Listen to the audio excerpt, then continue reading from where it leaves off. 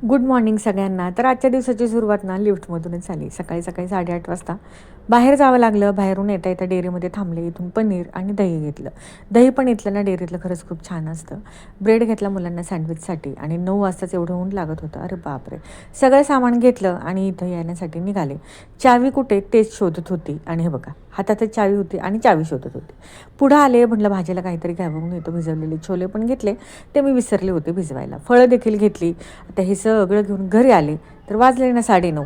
तर असं होतं, घरातली सगळी कामं तशीच राहिली होती. आऊ सकाळी लवकर गेले होते, त्यामुळे ना स्वयंपाकही बाकी होता आणि आऊंचं कामच मला लागलं होतं, त्याच्यामुळे मला बाहेर जावं लागलं होतं. इकडं अगोदर म्हटलं चला तर दूध तापायला ठेवावं आणि दूध तापेपर्यंत म्हटलं आपण काहीतरी खाऊन घ्यावं. तर इथं जे ऑरेंज आणलं होतं ते ऑरेंज म्हटलं आपण आता तेच खावं. असं चुटकीत जर सगळीच कामं झाली असती तर किती छान झालं असतं ना. तर चला भेटूया नेक्स्ट व्हिडिओमध्ये.